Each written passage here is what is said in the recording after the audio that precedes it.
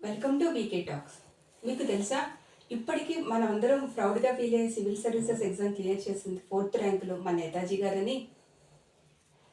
మన నేతాజీ అని పిలువబడి సుభాష్ చంద్రబోస్ గారు జనవరి 23 జన్మించారు.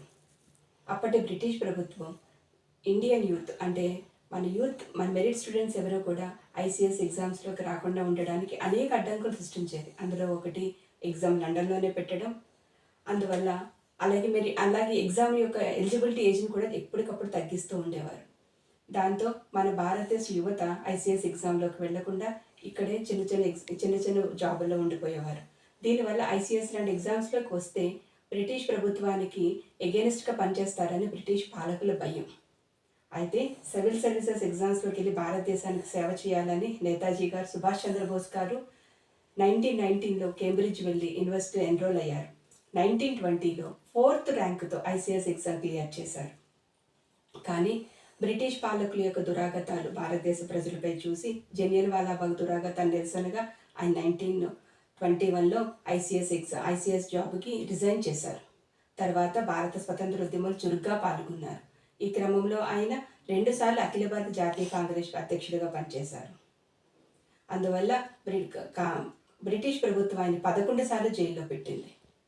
అయితే కేవలం అహింసావాదంతో స్వతంత్రం రావడం లేట్ అవుతుందని ఆయన భావించి సాయుధ పోరాటం కూడా తోడవ్వాలని ఆయన చెప్పేవారు. అందుకని మీ రక్తాన్ని నాకు ఇవ్వండి, నేను మీకు స్వతంత్రాన్ని ఇస్తాను అంటూ భారతదేశ యువతను ఉత్తేజపరిచారు. తర్వాత ఆయన సాయుధ పోరాటం చేయడానికి బయటకు వెళ్ళి సింగపూర్లో సమాంతర ప్రభుత్వాన్ని నెలకొల్పారు. ఇది ఒక విధంగా బ్రిటిష్ పాలకులకు చాలా భయపెట్టింది. అయితే ఆయన 1945లో విమాన ప్రమాదంలో చనిపోయారు. ఇప్పటికీ ఆయన యొక్క మరణంపై చాలామందికి కొన్ని డౌట్లు ఉన్నాయి. ఆయన చనిపోలేదని, ఆ విమాన ప్రమాదంలో ఆయన బ్రతికే ఉన్నారని చెప్తూ ఉంటారు. త్యాగం, సహనం, ఫైటింగ్ కెపాసిటీ, ధైర్యం ఇవి ఆయన ఆదర్శాలు. పశ్చిమ బెంగాల్లో ఆయన పుట్టినరోజు నాడు జనవరి 23 పబ్లిక్ హాలిడే. మనకి పబ్లిక్ హాలిడే ఉందా లేదా అని కాదు, ఆయన ఆదర్శాలను మనం పాటిస్తూ ఆయనను గుర్తు చేసుకుంటూ జనవరి 23 ముందుకు సాగడమే మనం ఆయనకి ఇచ్చే నిజమైన నివాళి. Thank you for watching. Me Koteswari signing off for today.